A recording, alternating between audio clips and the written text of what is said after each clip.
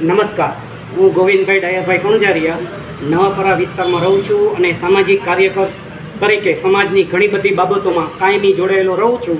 મિત્રો, વડીલો, યુવાનો, માતાઓ અને મારા સતવારા સમાજની બહેનો, હું આપણા ખંભાળિયા વિસ્તારની 4 ગામ પંચાયતો રામનગર, હર્ષદપુર, શક્તિનગર, ધરમપુર અને ખંભાળિયા શહેરમાં રહેતા સતવારા સમાજને જણાવું છું કે મહાભારતમાં ધર્મ માટે 5 પાંડવો લડ્યા હતા અને આજે કળિયુગમાં આપણા સમાજને અધપતન તથા વેર વિખેર કરવા માટે કળિયુગમાં છેલ્લા 35 વર્ષથી આપણા સમાજમાં એકતા, સામૂહિક કાર્યો કે સમાજનો વિકાસને અટકાવવા અને કાયમી માટે સમાજને નુકસાન કરતા હોય એવા આ કળિયુગ વિસ્તારના આ 5 સભ્યોએ હરિભાઈ નકુમ, રસિકભાઈ નકુમ, લાલજીભાઈ નકુમ, શૈલેષભાઈ કણજારિયા અને પંચાયતના સરપંચો અને કાયમી સમાજના મતો વેચીને દલાલી ખાઈને બંગલા બનાવ્યા છે.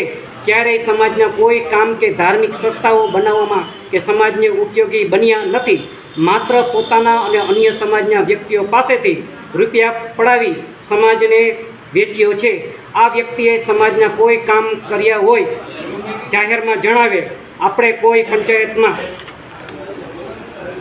ભાજપની કેટલી ગ્રાન્ટ કે પાણીની વ્યવસ્થા પણ કરી નથી અને હંમેશા સમાજના ભાગલા સમાજવાડીમાંથી રૂપિયા ખાધા અને કલંકિત વ્યક્તિઓએ સમાજને ગેરમાર્ગે દોર્યો છે. તો આ વખત આપણે પણ આ લોકસભા વિસ્તારમાં અન્ય આપણા સમાજના ભાઈઓ પરિવર્તન લાવવા એક થયા છીએ. એ શું અવસરમાં આપણે તેમની હારે જોડાઈ જઈએ. આ વખત દલાલો રૂપિયા લઈને આવે તો પાછા તગડજો. પરિવર્તન એ જ સતવારા સમાજમાં શિક્ષણ, એકતા અને ધંધા રોજગારમાં પ્રગતિ લાવશે. જય સિદ્ધનાથ. નમસ્કાર મિત્રો, જય સિદ્ધનાથ, જય સતવારા સમાજ, જય ભારતીય સંવિધાન સાથ. મિત્રો, મારો કોઈ પણ રાજકીય સતવારા સમાજના વ્યક્તિનો વિરોધ નથી, પણ ખંભાળિયા શહેર અને રામનગર, હર્ષદપુર, ધરમપુર અને શક્તિનગરમાંથી સતવારા સમાજના ભારતીય જનતા પાર્ટીમાં ઘણા રાજકીય નેતાઓ જોડાયેલા છે. પણ શું આ વ્યક્તિઓએ ક્યારેય સમાજના કોઈ કામ કે આપણી ગ્રામ પંચાયતોના કામ કર્યા છે? માત્ર પોતાના ઘર ભર્યા છે. આપણી ગ્રામ પંચાયતોની હાલત અને આપણા સમાજની હાલત પણ એક નજર કરો અને આપ મને જણાવો, શું આ બાબતમાં આ રાજકીય નેતાઓ આજ દી સુધી શું કરતા હતા? ધરમપુર ગ્રામ પંચાયતમાં પાણી વિના વર્ષોથી વલખા મારે છે. ધરમપુરમાં તમામ કામમાં આપણો જ નેતાઓએ કાયમી ભ્રષ્ટાચાર કર્યો છે, જેની તપાસ હાલમાં ચાલુ છે. ધરમપુરની વાસ્મો યોજનામાં આપણા નેતાઓએ મોટો ભ્રષ્ટાચાર કર્યો છે, જેનું ઉદાહરણ પાણીના બનાવવામાં આવેલ ટાંકો અને પાઇપલાઇન છે. ધરમપુર ગ્રામ પંચાયત ગંદકીથી ખતબદે છે.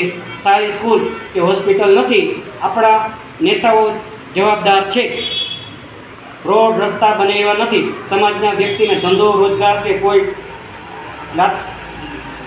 લાવી અથવા સામાજિક એકતામાં સાથ નથી આપ્યો. સતવારા સમાજના દીકરાઓના ધંધા બંધ કરાવે તેમાં કે આપણા સમાજના થતો બંધ થયા એમાં પણ મદદ નથી કરી. આપણા સમાજના દીકરાઓની જમીનો કોઈએ દબાવી તેમાં આપણા કોઈ નેતાએ મદદ કરી નથી. ધરમપુર, શક્તિનગર, હર્ષદપુર, રામનગર કે ખંભાળિયા શહેરમાં આપણા કોઈ સામાજિક નેતા કોઈને કામ આવ્યા હોય તો કહો. ખાલી સમાજના સામાજિક કામ હોય કે પોલીસ પ્રશંસાના તંત્રને લગતા હોય, બધેમાં રૂપિયા ખાધા સિવાય કાંઈ આ નેતાઓએ કામ નથી કરતા. રામનગરના આપણા સમાજના દીકરાને ખોટા લાંચ કેસમાં ફસાવ્યો ત્યારે આ નેતા ક્યાં હતા? રામનગર આપણી પંચાયત હોવા છતાં કેમ હોસ્પિટલ યોગ્ય જગ્યાએ ના બની? એના જવાબ આપો. સતવારા સમાજના આ નેતાઓ નવી સમાજવાડીના હિસાબમાં લેવામાં કે દેવામાં કેમ માથું મારતા નથી? નેશનલ હાઈવેમાં આપણા સમાજની જમીનો ડિમોલેશન થઈ તેમાં કે વળતરમાં આપણા સમયે આ નેતાઓ ક્યાં હતા? હજુ આપણા સમાજના વ્યક્તિને વળતર મળી નથી. નેશનલ હાઈવેની જમીનો ધરમપુર, ધોરીવાવ વિસ્તારમાં આપણા સમાજના મકાનો આપણા જ નેતાએ પડાવ્યા છે. જાણી જોઈને આપણા જિલ્લામાં ખેડૂતો દરેક ગામડે પોતાના ખેતરોમાં માટી મોરમના કામ કરતા હોય, પણ આ ગામ પંચાયતોમાં કેમ આપણા દીકરા નથી કરી શકતા? ગુજરાતની અન્ય ગ્રામ પંચાયતો જેટલો ધરમપુર, શક્તિનગર, રામનગર કે અક્ષરપુરનો વિકાસ કેમ થયો નથી? આપણા સમાજના નેતાઓ પક્ષમાં સંગઠનનો કેમ ઉચ્ચ હોદ્દા પર રહેતા નથી કે ધારાસભાની ટિકિટો માગતા નથી? વારે વારે ખરે રૂપિયા લઈને બધાને બેસી જાય છે, બાપને બેસી જાય છે. જો સમાજના નેતાઓ સાચા હોય તો આ વખત સમાજના વ્યક્તિઓ એટલે કે આગેવાનોને બોલાવીને ફોસલાવીને મત ભાજપમાં નખાવાનું નહીં કહે અને મતદાનની દલાલી કરવા પણ નહીં નીકળશે. સમાજનું કોઈ સારું કામ કર્યું હોય કહો, રૂપિયા ખાધા સિવાય બસ મારા આ જ સવાલોના સાચા જવાબો હોય તો અથવા નેતા સાચા હોય તો આ લોકસભામાં જોવા જશે.